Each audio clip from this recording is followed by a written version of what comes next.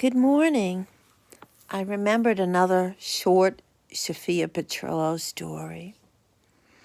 Anyway, back in 2010, my sister and I and my mother, we all came to the agreement that she had been widowed for a few years and that it was just too much for her to take care of a two-family house in Ozone Park, Queens, New York, on her own. And at the time, my sister was living in Connecticut, and I was in upstate New York. We both had families and full-time jobs. So it wasn't like, she was just down the block and we could swing by on the way home, and it just was too much, and it was just too much for her, and we couldn't keep, running there every weekend, unfortunately, because we had our own homes to maintain. So she agreed to relocating, and she ended up buying a really nice condo in Connecticut. So her house needed to be sold, and I remember my sister and I went there the day that the realtor came. And the realtor was like a really lovely woman. And one of the things I had said to her, I don't know, I like to have a story with certain things. For some reason, I think that when you have a little personal, like maybe history, it makes like, like if a realtor is selling a lot of houses, but there's a little story behind the house or something. I don't know. It makes it stand out. Well, this is what happened. So, they went through like all the stats and the listing and the blah, blah, blah. And so, I don't know if my sister went into another room to get documents or whatever. So I was just making idle chit chat with the realtor. And I said, I've got to tell you, I said, this house has been so well maintained. My parents came from Ukraine, and I said they were the only owner of this house, and it was a big deal for them, to achieve the American dream. And I told her how meticulous my father was in maintaining everything.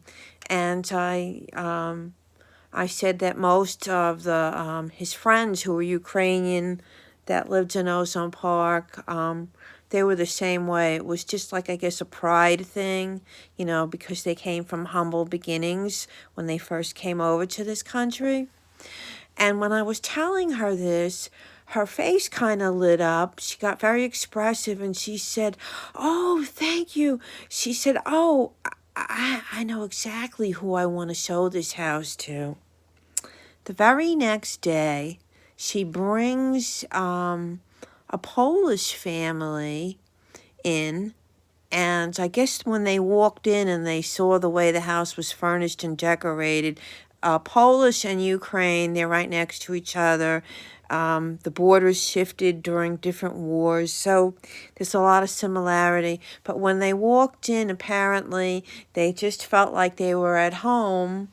And when they heard that the owners were Ukrainian, they understood the meticulousness of that generation and how the house probably was maintained. They immediately made an offer, put down a deposit, and went and got contracts drawn and everything. So, my sister called me and said, "What did you say to the realtor?" Because it was like she had somebody in mind right away, blah, blah, blah. And I said, "I guess maybe like mentioning Ukraine, and it just triggered the thought of bringing the Polish people, whatever, right?" So my sister was like, "Wow, I hope this comes through because I don't want to drag this out." So, Sophia Petrillo had asked, "Oh, like, how was your trip, to Queens or whatever. And I told her I was happy.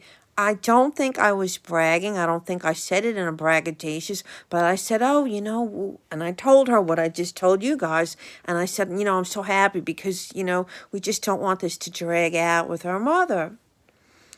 Right away, Sophia Petrillo says, oh, no, no, no, no, no. It's not going to sell. It happens all the time. People put offers on houses all the time, and it's never the first person that looks at it that buys it. No, no, no, no, no. They'll back out. They'll take their money away. She was so negative.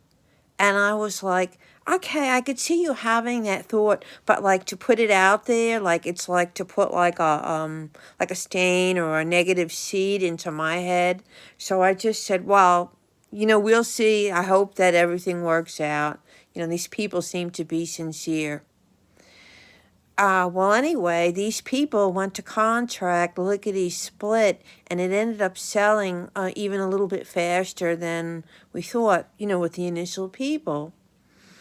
And I did take great satisfaction in telling Sophia Petrillo. One thing I'll say for her is she did say, I shouldn't have said that, but she said it after the fact. She said, I shouldn't have said what I said. She said, I'm glad it worked out. And I do believe she was sincere. She was not horrible 100% of the times, because otherwise I wouldn't have been friends with her. But it seemed like with me, and I don't know if she was doing it with other people, her initial reaction was to constantly rain on their parade, or my parade. And I kind of forgot about this one, but I was watching a psychology video on another channel, and something came up and it kind of triggered this memory. Anyway, and it kind of ties into things with my mother. So, when the time comes for real estate in the family to be sold, when it's, wrapping things up at the end, I don't think I'm going to tell anyone what's going on until after everything's been signed and all the money's in the bank. Anyway, everyone, have a great day, and I hope if anyone out there is selling real estate that you have an easy and fair transaction. Take care. Bye-bye.